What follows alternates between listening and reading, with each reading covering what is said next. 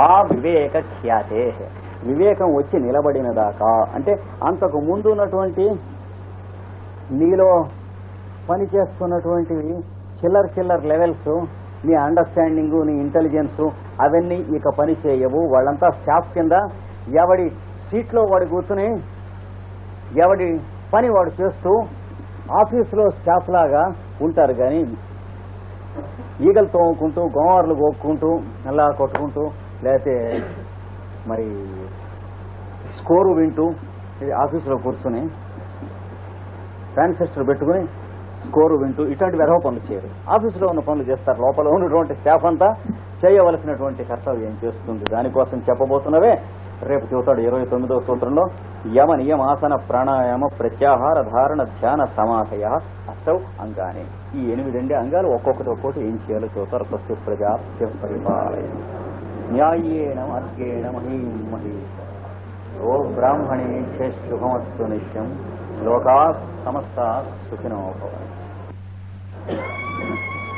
ద్రష్టా దృశ్యము అనేటువంటి చిట్టచివరి అంశాన్ని గురించి చెప్పి దాని ఫైనల్ ఎనాలిసిస్ ఇచ్చిన తర్వాత, ఈ ఎనాలిసిస్ వల్ల ఊరికే తెలిసినట్టు ఉంటామే కానీ తెలిసేది ఏమీ లేదు, చేయవలసినది ఆచరించవలసినవి ఉన్నాయని చెప్పి యోగాంగములు చెప్పబోతున్నాను. యోగాంగములు అంటే యోగాంగ అనుష్ఠానాత్, యోగం యొక్క అంగములను అనుష్ఠించడం వలన అశుద్ధి క్షయే, నీ శరీర కోశములలో ఉన్నటువంటి అపరిశుద్ధి క్షీణమవుతుంది. అది కాగా జ్ఞానదీప్తి, జ్ఞానము దీపించును. అంటే ఏదైతే ద్రష్టా దృశ్యము అనేటువంటి రెండింటిలో అంతర్యామిగా ఉన్నదో అది వెలుగుతుంది. ఎప్పటిదాకా? ఆ వివేక ఖ్యాతే, నీ వివేకము నిలబడు వరకు. అంటే అంతర్యామిత్వ జ్ఞానమే నీ వివేకముగా నిలబడి శరీరములకు అతీతము, జనన మరణములకు అతీతము అయినటువంటి అనుభూతి నిలబడేటంత వరకు కూడా నిన్ను అక్కడి దాకా తీసుకెళ్లి అక్కడ స్థిరత్వం ఇస్తుంది. ఏది? ఈ చెప్పబడినటువంటి అష్టాంగ యోగములు అనుష్ఠానం చేస్తే చెప్పబోతున్నారు. అష్టాంగ యోగములు 29వ సూత్రంలో అష్టాంగ యోగములు వరుసన పేర్లు చూసాం. మొట్టమొదట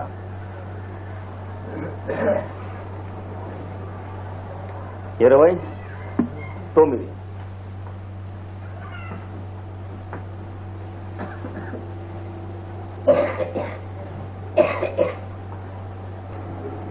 వరుసన పేర్లు ఇస్తున్నారు. మొట్టమొదట మనకి ఇది ఇస్తూ ఉన్నటువంటి పేర్లు వరుసన. అంటే 8 అంగములు, యోగాభ్యాసమునకు అంగములు అనగా మనం అభ్యసించవలసినటువంటి 8 భాగములు అవి చెబుతున్నారు. యమము మొదటిది, రెండవది నియమము, మూడవది ఆసనము, నాలుగవది ప్రాణాయామము. ఇవి మొదటి 4. తర్వాత 4 ఐదవది ప్రత్యాహారము, 6వది ధారణము, 7వది ధ్యానము, 8వది సమాధయ. ఇట్లా విడదీయాలి.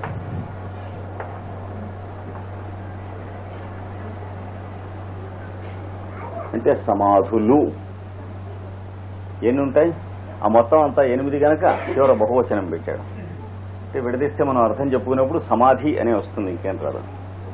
అంటే యమనియమాసన ప్రాణాయామ ప్రత్యాహార ధారణ ధ్యాన సమాధులు.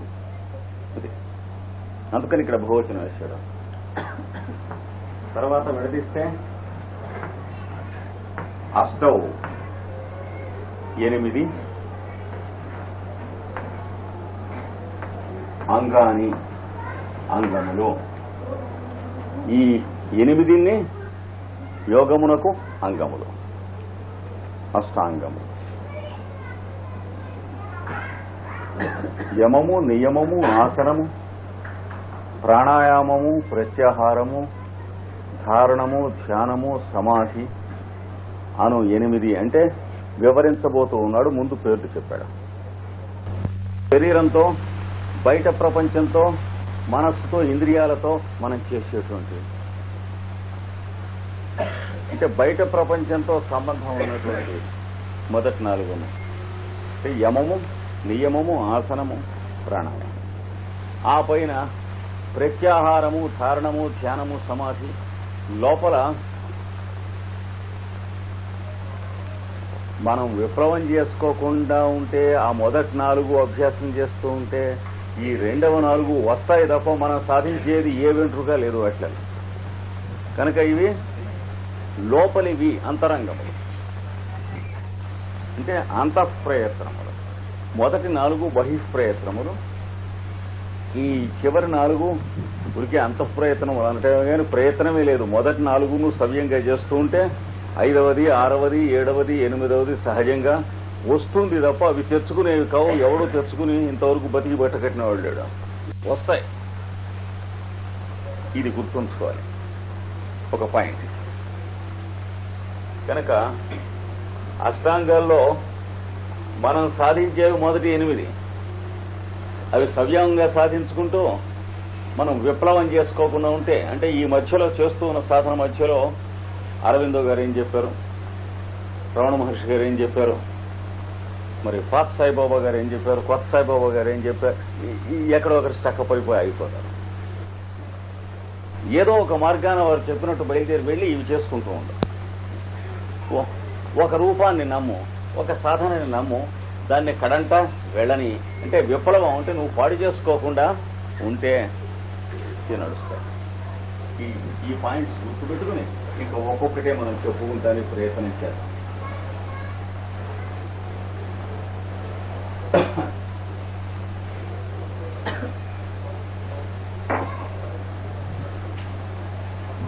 ఇవి మనకి అభ్యాసం అవుతున్నట్లు, అబ్బుతున్నట్లు ఏమన్నా లక్షణాలు ఉంటాయా? లేతే మనం అబ్బకముపు అబ్బిన తర్వాత కూడా ఎవడన్నా కానీ మనం కానీ కనిపెట్టడానికి అబ్బతరం కాకుండానే ఉంటాం. అట్లాగే ఉంటాయి. అట్లా ఉండవు. ప్రతి క్షణం తెలుస్తుంది. ఎవరికి? ఇతరులకు కాదు, మీకు. ఆకలేస్తుందో లేదో ఎవరికి తెలిసేది? వంటవాడికా లేకపోతే డాక్టర్కా? మనకి ఆకలేస్తుందో లేదో డాక్టర్ పరీక్ష చేయించుకుంటే, టెస్ట్ చేయించుకుంటే ఏం తెలుస్తుంది? ఇదే అంతే. నీరసంగా ఉందో లేదో ఎవరికి తెలుస్తుంది? డాక్టర్కి తెలుస్తుందా? యు ఆర్ వీక్ అంటే పోడా అంటే వీక్ గా ఉందో లేదో మీరు చెప్పాల్సిందే. అట్లాంటి ఇవన్నీ కూడా. అలాగే నిద్ర వస్తుందా లేదా ఎవరు చెప్పాలి? మీరే చెప్పాలి. కనుక ఇందులో ఒక్కొక్క దాంట్లో వచ్చేటువంటివి యమము సాధించగానే మీరు యమము కొంత కొద్దో గొప్ప ఏదైనా గనక అంటుకున్నట్లయితే, నియమము అంటుకుంటాం, ఇట్లాంటిది ఏదో జరుగుతూ కొంచెం ఉన్నట్లయితే దానికి మీ నిత్య జీవిత ఫలరూపముగా ఏదో ఉంటుంది. అంటే నీ daily life and daily routine దాంట్లో ఒక తమాషా అయినటువంటి చేంజ్ వస్తుంది, మార్పు. ఏం మార్పు వస్తుంది అనేటువంటిది మీరు చేసేటువంటి ఆజన్మ అంతా యోగ సాధనమునందు ఉంటుంది. కానీ ఎవరికి చెప్తే లొంగేటువంటిది కాదు. లేదా దానిని గురించి పుస్తకం ఏదన్నా కావాలంటే ఒక్కటే ఉంది ప్రపంచం మొత్తంలో, ఆంగ్లంలో. The law of right relationship అనేటువంటి పుస్తకం. అంటే ఈ అష్టాంగములు అభ్యాసం చేస్తున్నటువంటి వాడు సహజంగా జీవితంలో ఏ రకమైన మార్పులు వస్తాయి. క్రమంగా కొన్ని మాసాలు అయ్యేటప్పటికి వాడి మాట ఎవరికి తగలదు. అంటే ఏడ్చేళ్ళే ఆడు ఏదో ఇవన్నీ పోతాయి. కానీ ఎగ్జాంపుల్స్ ఇచ్చుకునేందుకు ఉంటాయి. కానీ శృతౌ తస్కరత స్థిత అన్నాడు కాళిదాసు రఘువంశంలో. సూర్యవంశం మహారాజులు పరిపాలిస్తూ ఉండగా దొంగతనం ఎక్కడుందంటే లేకపోలేదు, ఉంది. పాండిత్యంలో కావ్యాలు చదువుకుంటున్నప్పుడు నిఘంటువుల్లో గురువులు నేర్పేందుకును పదానికి అర్థం శిష్యులు నేర్చుకునేందుకు మాత్రమే ఉంది. శృతౌ తస్కరత స్థిత. అలాగే ఈ పదాలు కూడా సచ్చట,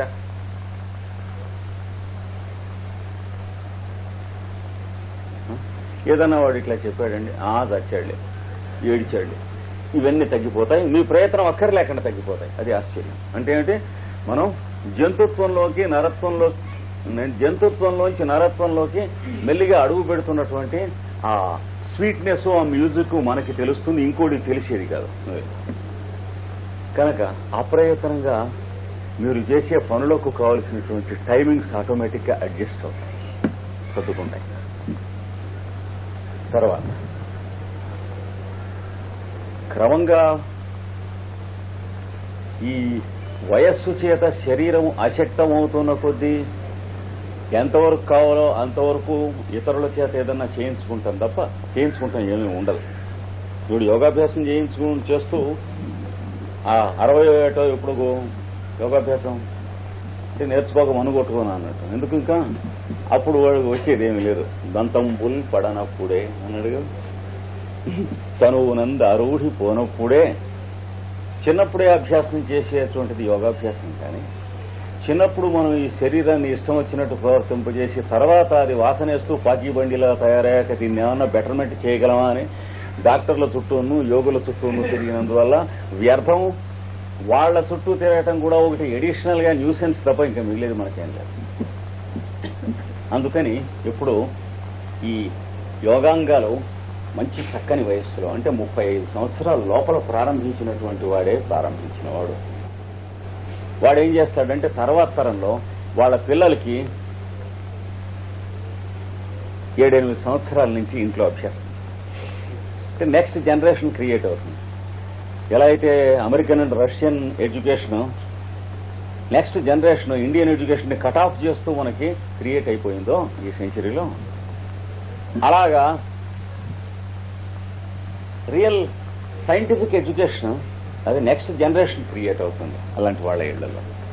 అప్పుడు చాలా అతి సులువుగా వస్తుంది. ఎందుకంటే ఇది ఎందుకు అది ఎందుకు అని ప్రశ్నించేటువంటి నిరర్థకము వ్యర్థము అయినటువంటి మనస్సు అప్పటికి ఇంకా పెరిగి ఉండదు. అంటే రీజనింగ్ రేషనల్ అంటాం. అంటే దాని వలన ఏనాడైనా మనం ఏ లాభమైనా పొంది ఉంటేమా జాగ్రత్తగా ఆలోచించుకుంటుంటే వేస్ట్ అని తెలుస్తుంది. ఎందుకంటే అప్పటి నుంచి అభ్యాసం అవుతుంది. తర్వాత ఏ పని కూడా ఏ టైంకి చేద్దామని అనుకున్నాడో అప్రయత్నంగా ఆ టైంకి చేయటం చెబుతుంది. ప్రయత్నంగా కాదు, మొట్టమొదటి చెప్పుకున్నాం మనం. అప్పుడు యమనియమాదులు సాధించుతుంది. తాను అవి సాధించుకుంటూ ఉండగా సాధింపనటువంటి వాళ్ళని గూర్చి చిన్న చూపు ఉన్నదే అట్లాంటి జంతు లక్షణాలన్నీ పోతాయి క్రమంగా. అంటే పయస్ అరిస్టోక్రసీ అంటారు, అవి పోతాయి. ఎందుకంటే ఎవరికి కావాలో వాళ్ళు చేస్తారు, అక్కర్లేని వాడికి మనకెందుకు, వాడికి ఏది కావాలో వాడు చూసుకుంటాడు, మనకేది కావాలో మనం చూసుకోవాలి. కానీ వాడికి కూడా ఇది కావాలంటే కంపెనీ కోసం తాగమన్న వాళ్ళలాగా అంటే ఇడియట్ అనమాట. ఆ మాత్రం కంపెనీ కీప్ చేయలేవా అని అడుగుతాడు వాడు. ఆ ప్రశ్న వాడికి వర్తించదా? ఏది తాగని వాడితో ఆ మాత్రం కంపెనీ కీప్ చేయలేడా అంటే కామన్ సెన్స్ పనిచేయదు. హీ స్టిల్ ఏ బీస్ట్ అంటే ఎన్ యానిమల్. అందుకని అది వీడికి యాటిట్యూడ్ జాగ్రత్తగా ఏం చేయాలో అది చేయడం, ఏం మాట్లాడాలో అది మాట్లాడటం, ఎవరితో తన కర్తవ్యంతో అది చూసుకుంటాం, మిగిలినటువంటి వాటితో సంబంధం లేకపోవటం తక్కువ వస్తుంది. తర్వాత కాలు ఎవరికి తగలకపోవటం, చెయ్యి ఎవరికి తగలకపోవటం, సైకిల్ ఎవరికి గుద్దించకపోవటం, స్కూటర్ ఎవడి మీద పెట్టకపోవటం మొదలైనటువంటి వస్తాయి, ఆటోమేటిక్ గా వస్తాయి. చేతిలో వస్తువులు కింద పడటం ఇవన్నీ ఆగిపోతుంది. లేదా ఒక వస్తువు ఇంకో వస్తువు కొట్టుకుంటాం, నడుస్తూ ఉంటే వస్తువుకి చేయో కాలో తగిలి అలమరలోంచి బల్లమించి పడుతూ ఉంటాం, ఒక పుస్తకం తీస్తే 2 పుస్తకాలు పడుతూ ఉంటాం, ఇవన్నీ సర్దుకుంటాయి. అవి తప్పని కాదు, ఇది రైటు, ఇది మీకే తెలుస్తుంది. ఈ చెప్పబోయేటువంటి యమనియమాది సాధనలు వస్తూ ఉంటాయి. తర్వాత అదే మీ పుస్తకాల లైబ్రరీలో మీకు ఏదన్నా పుస్తకం కావాలంటే వెళ్లి వేలిట్లా పెడితే ఆ పుస్తకం ఉన్న చోట ఎక్కడో మీ వేలికి తెలిసేటట్టుగా మీరు సర్దుకుంటం చేస్తారు. ఇది మొదలెట్టే. అంతకుముందు ప్రతి వస్తువు కోసం ఇల్లంతా వెతుక్కుంటామే కదా, డిస్కవరీ అంటే కొలంబస్ లాగా. అందుకని ఏ భ్యాసం ఉండకూడదుకి పని ఎక్కువ, లోభికి ఖర్చు ఎక్కువ అన్నారు. అంటే లేజీ డర్టీ గూస్ కి ఎప్పుడు అంతా పని ఏంటంటే ఎప్పుడు వెతుక్కుంటూ వస్తూ ఉంటాడు కింద మీద ఒకటి పందిలే. లోభికి ఖర్చు ఎక్కువ, ఎప్పుడూ వాడికి ఎట్లాగా అయిపోతూ ఉంటుంది. ఇది అంతే, అవన్నీ సర్దుకుని పోతాయి తమాషకంలో. ఇప్పుడు ఈయన చెబుతున్నాడు నెక్స్ట్ సూత్రం, 30వ సూత్రం చెబుతున్నాడు. అంటే యమము అని దాని కింద ఏం అభ్యాసం చేయాలో చెబుతున్నారు. ఇది 30వ సూత్రం.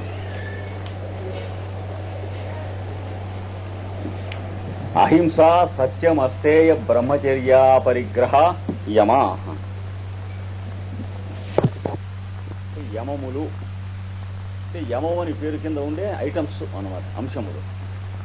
యమములు అనగా ఏవో చెబుతున్నాడు. మొదటిది అహింస, అభ్యాసం చేయాలి. అదిగో ఇంకేముంది, దొరికిపోయాడు పతంజలి, భగవద్గీత, వాడి గ్రాండ్ ఫాదర్ కూడా. అంటే ఏది అహింస? కాయగూరలను చంపితే కాదా? ఇది ఈ లాజిక్ అంతా వస్తుంది అనమాట. ఆగమన్నాడు, తొందరపడు, తర్వాత చెబుతాడు వస్తున్నాను అన్ని పిచ్చి వేషాలు కాదు. నీకు యోగాభ్యాసం కావాలంటే అభ్యాసం చేయి, లేకపోతే నెత్తిని కొట్టేసుకుని చక్కపోవు. కానీ ఇందులో లాజిక్కి తావులేదు. నేను చెప్పినట్టు చేసుకోండి అన్నాడు. ఎందుకంటే నువ్వు చెప్పినట్టే ఎందుకు చేయాలంటే, నన్ను అడిగారు గనక అందరికీ చెప్పడం లేదు నేను చెప్పినట్టు చేయమని. This is not a religion, this is not a party or politics. నేను చెప్పినట్టు చేయమని ఎందుకు? ఇండాక్ట్రినేషన్ కాదు, నన్ను అడిగారు కనుక నేను చెబుతున్నా. అది ఋషులు చెప్పేది. అహింస అంటే మొదటిది. రెండవది సత్యం, సత్య ప్రవర్తనం. మూడవది అస్తేయం అంటే దొంగ బుద్ధి లేకుండుట. అంటే దొంగతనం ఒక్కటే కాదు, ఫిజికల్ ప్లేన్ లో, మెంటల్ ప్లేన్ లో చాలా దొంగతనం ఉంటుంది మనకి. అక్కడ చూసుకుంటూ ఉండండి ఎవరికి వాడు. ఎవరి దగ్గర చాలా అపురూపమైనటువంటి వస్తువు ఒకటి ఉంటే అది మనకి ఇస్తే బాగుంటుంది. అది దొంగ బుద్ధి అన్నారు. అది నీకైతే నీకే వచ్చింది, నీదైతే నీకే వచ్చి ఉండేది, వాడిది కనుక వాడికి వచ్చింది. అది తెలియటం మొదలుపెట్టిన రోజే యోగాభ్యాసానికి పనికొస్తాం. అసలు అబ్బాయి అభ్యాసం చేసుకో. అది దొంగ బుద్ధి. అంటే ఫిజికల్ ప్లేన్ ఒకటే కాదు, భౌతికంగానే రాత్రిపూట అన్ని సర్దుకున్నట్ట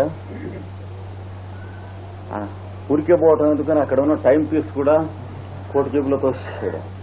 ఇంతలోకి ఇంటి యజమాని లేచాడు. ఏమిటి సార్ ఇలా వచ్చారు, ఎవరు మీరు అని అడిగితే, ఫలానా మిస్టర్ సోన్స్ మీరేనా? ఏదో వేసాడు గప్. అవును అన్నాడు. ఎందుకు వచ్చారంటే ఏదో మాట్లాడటానికి ఆయన అబద్ధాలు ఆడుతుంటే ఈ లోపల జేబులో అలారం కొట్టింది. చట్నీ కింద కొట్టారు ఇద్దరిని కొట్టుకుని వేసాలి. అందుచేత అది ఫిజికల్ దొంగతనం.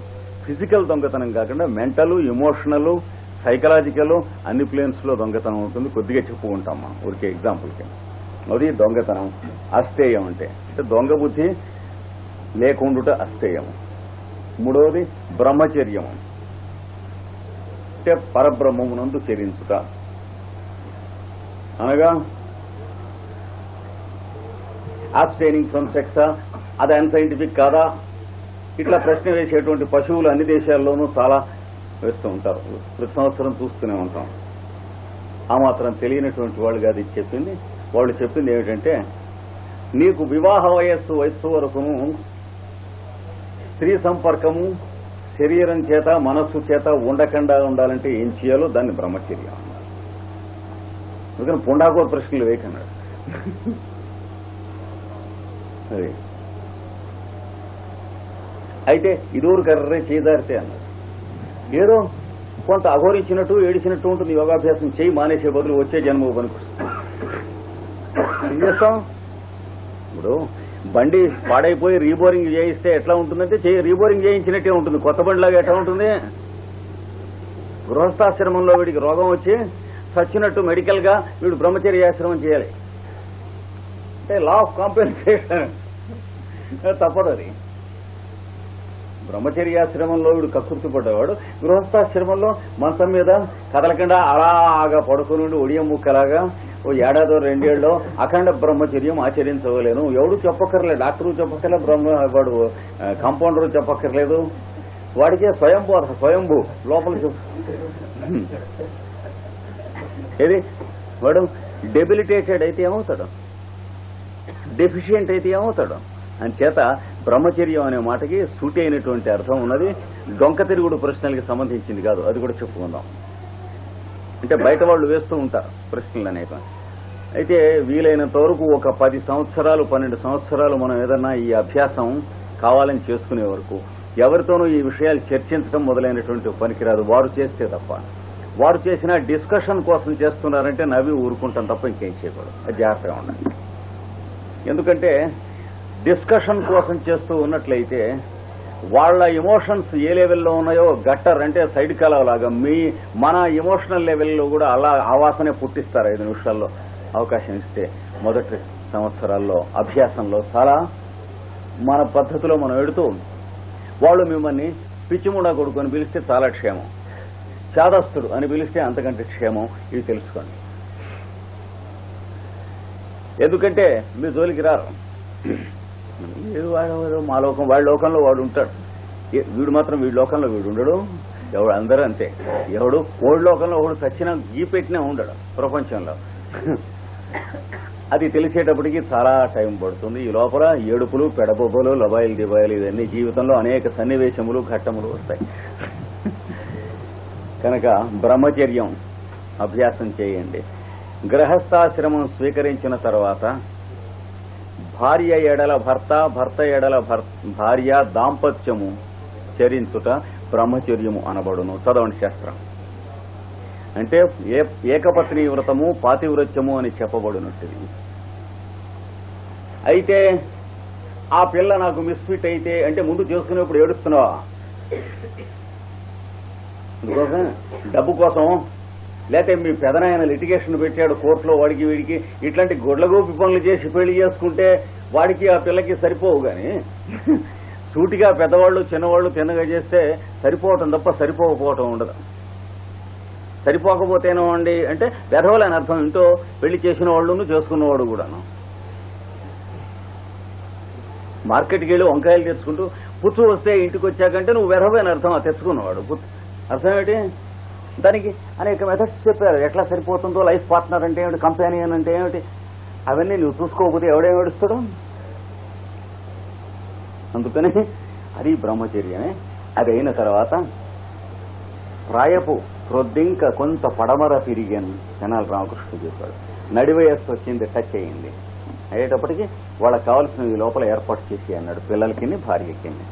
భార్య నీతో కూడా వస్తానంటే తీసుకెళ్ళు, ఎక్కడా ఫారెస్ట్ లో పెద్దవాళ్ళు ఉన్నటువంటి చోట చిన్న కుటీరం వేసుకొని ఉంటూ ఉండి ఎవరి మీద చందాలు గిందాలు అనేటువంటి దండకండ నీ పిల్లల దగ్గర నుంచి అలాంటి వాళ్ళు 3-4 దగ్గర నుంచి ఏదో కసిన గుడ్డ పీలికలు కట్టుకునేందుకు, తినటానికి తిండి, ఇవి చూసుకుంటూ ఉండదు. అది ఎవరికి చేత అవుతుంది? ఉద్యోగం చేస్తున్నప్పుడు జీతం కాక నానా డబ్బులు పట్టినటువంటి వాడికి చేత కాదు. అక్కడ గులగులగులు ఆడిపోతూ ఉంటుంది. బల పైనుంచి కింది నుంచి పట్టి తర్వాత మళ్ళీ పని చేసి పెట్టాలంటే ఓటి. అందుకని ఆజన్మాంతము చేసేటువంటి సాధన కాని యోగాభ్యాసం మనం చేయదలుచుకున్నటువంటి పేడ పురుగు లాంటి జీవితం రిటైర్ అయిన దాకా చేసి అప్పుడు యోగాభ్యాసం చేస్తామంటే నువ్వు ఎక్కడున్నావో అదే కంపు కొడుతుంది. ప్రాణాయామం చేసినా అంతే, శ్వాస పీల్చినా అంతే, నీ దగ్గర ఉన్న కంపు నీకు కొడుతుంది. కానీ ఇంపు ఎట్లా వస్తుంది? అందుకని దాన్ని బ్రహ్మచర్యం అంటారు, వానప్రస్థాశ్రమం అంటారు. అంటే ఊరికి బయట ఉండి ఊళ్ళో ఉన్నటువంటి వాళ్ళు 10 మందికి కావలసినటువంటి పని ఏదన్నా అక్కడ కూర్చుని కదలలేకపోయినా చేస్తూ ఉండేటువంటిది. మనం ఏం చేయగలం? 10 మంది సలహా చెప్పగలమా? ఏదన్నా కొద్దిగా మందు మాకు తెలుసునా? లేకపోతే పిల్లల్ని పెంచడం చేత కాకపోతే వాళ్ళకి ఇలా కాదు నాయనా అలాగా అని ఏమన్నా చెప్పగలమా? ఇట్లాంటివి మనం అక్కడ కూర్చొని చేస్తూ ఉండేటువంటిది. లేదా మనకు వచ్చినటువంటి 4 అక్షరం ముక్కలు వాళ్ళకి చెప్పగలమా? ఓ పతంజలో, భగవద్గీత, ఇలాంటివి చదువులు కాదు, విద్యలు. దీన్ని వానప్రస్థము అనేటువంటి ఆశ్రమం. ఆ పైన యతి ఆశ్రమము లేక సన్యాసాశ్రమము. ఆవిడ అంగీకరించి వస్తే సరి, లేకపోతే పిల్లల దగ్గరికి వెళ్ళిపోతుంది. ఈయన ఇంటి కప్పు కింద ఉండడు ఎక్కడ. అనగ్నిరనికేతన, నికేతనం కింద ఉండడు ఎక్కడ అన్నాడు. అగ్నిహోత్రాలు లేవు అన్నాడు. అంటే ఏంటి? ఎక్కడా కూడాను వీడు ఇంకా సంధ్యవార్చటం కానీ,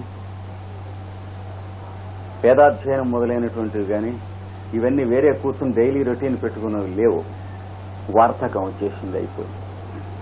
ఎక్కడ కూర్చుంటే అక్కడ ఆ పూట వాళ్ళ వాకిట్లో కూర్చోవాలి. వాళ్ళకి కావలసినటువంటిది ఏదో చేసుకుని చేసి అక్కడి నుంచి బయలుదేరి పెడుతూ వాళ్ళు పెట్టినటువంటి ఇంత ముద్ద తినాలి. నీకు వస్త్రం కావాల్సి వచ్చినప్పుడు వాళ్ళని అడుక్కుని ఇంత వస్త్రం ముక్క అది కట్టుకోవాలి, వెళ్ళాలి. ఇది సన్యాసాశ్రమం అంటారు. ఈ పద్ధతులలో నడిచినటువంటి వాడిని బ్రహ్మచారి అంటారు. కనుక ఉద్యోగం చేస్తూ ఉండగా ఇట్లాంటి పనులన్నీ చేయకూడదు.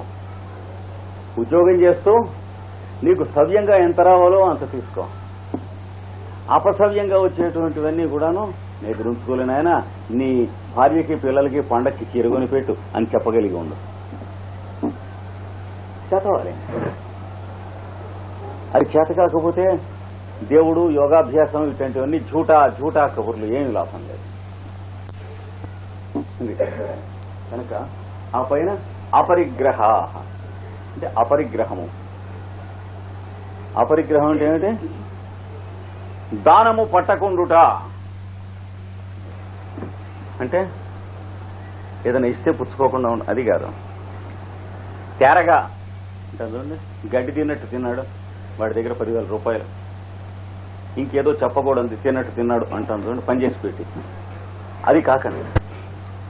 అపరిగ్రహం అంటే 5 రూపాయల పని చేసి పెట్టామని మీకు నమ్మకం ఉంటే అక్కడ 3 రూపాయలు తినండి, 2 రూపాయలు వాడికి ఇచ్చేయండి. దాన్ని అపరిగ్రహం అంటారు. దాని మీద మీకు నమ్మకం కలిగించి అది ఉన్న చోట వాడు ఎక్కడికి వెళ్తే అక్కడ వాడికి చుట్టుపక్కల వాళ్ళకి సౌఖ్యం, ఆనందం, శాంతి ఇవన్నీ అప్రయత్నంగా లభిస్తాయి. అంటే ఆ రేషియో మెయింటైన్ చేసుకోండి. లేకపోతే ఏమవుతుంది, నీ నీడ్స్ అలాగే మిగులుతాయి, డబ్బులు లెక్కలు పెరిగిపోతూ ఉంటాయి, దరిద్రుడు అయిపోతావు, గర్భదరిద్రుడు అయి చివరికి నోట్ల కట్టలు పెరిగిపోయి నీకు సుఖం లేక భార్య నువ్వు మాట్లాడుకోరు, తండ్రి నువ్వు మాట్లాడుకోరు, అన్న నువ్వు మాట్లాడుకోరు, అప్పచెల్లెళ్ళు మాట్లాడుకోరు, అత్తగారు నువ్వు మాట్లాడుకోరు, ఓళ్ళనోళ్ళు చంపుకుంటానికి ప్రయత్నం చేస్తారు, చివరికి అలాంటి స్థితిలో చచ్చిపోతారు. ఇంచేత డబ్బుల వలన ఏవి రావాలనో అవి విలువైనవని తెలుసుకోకుండా డబ్బులు విలువైనవని తెలుసుకున్నాడు గనక వీడు గర్భదరిద్రుడైపోయి చివరికి నానా నికృష్టమైనటువంటి నిద్రగడా పట్టకుండా ఉన్నటువంటి బీపీతో చచ్చి ఊరుకుంటాడు. అందుకని అపరిగ్రహం జాగ్రత్త అన్నాడు. అపరిగ్రహం అంటే నువ్వు ఎంత చేసావు వాళ్ళకి అంతకంటే కొంచెం తక్కువ పుచ్చుకుంటూ లేదా ఎక్కువ ఇచ్చారా ఆ పక్కన లేని వాళ్ళు ఉంటారు, వాళ్ళకి ఇచ్చి. ఈ రెండూ చూసుకో. ఎవడు చేస్తాడండి, ఎవడి సంగతి కాదు, నీ సంగతి కావాలో అక్కర్లేదో నిర్ణయించుకో. ఎవడు చేస్తాడండి అంటారు, ఎవడు చేయడు. నీకు కావాలా అక్కర్లేదా? Simple answer. అందులో ఈ రోజుల్లో ఆ రోజుల్లో అని లేదు. మంచివాళ్ళు అన్ని రోజుల్లో ఉంటారు, వెధవలు అన్ని రోజుల్లో ఉంటారు. అని చేత let us classify ourselves according to our own stature. అంతేగాని ఎవరు వాళ్ళు వీళ్ళు ఈ కబుర్లు చెప్పకూడదు. మనం ఉపన్యాసాలు అవన్నీ అది చేయాలి. కనుక అహింస ఒకటి, సత్యం ఒకటి, అస్తేయం ఒకటి, బ్రహ్మచర్యం ఒకటి, అపరిగ్రహం ఒకటి. ఇవేమిటి? ప్రొసీజర్స్ కాదు, యాటిట్యూడ్స్. జాగ్రత్త గుర్తుంచుకోండి. లైఫ్ లో ఇవి యాటిట్యూడ్స్. ఇవి చేతనైతే సుఖం ఉన్నది నీకును, నీ వాళ్ళకిన్ని, చుట్టుపక్కల వాళ్ళకిన్ని, నువ్వెక్కడ అడుగు పెట్టావో వాళ్ళకిన్ని. ఇవి చేత కాకపోతే మిగతా వాళ్ళు శుభ్రంగా సుఖపడుతూనే ఉంటారు, నువ్వు పురుగుల్లో ఏడిచి చచ్చిపోతూ ఉంటావు. ప్రతివాడిని చూసి నిద్రపట్టదు. ఇంకేముంది? వాడు నన్ను చూసి ఏడుస్తున్నాడు, వీడు నా మీద ఏదో కళ్ళల్లో నిప్పులు పోసుకుంటున్నాడు, ఇట్లా కనిపిస్తారు అందరూ కూడా చుట్టూ. ఇది చూసుకోమన్నారు. కనుక ఇది మొట్టమొదటిది.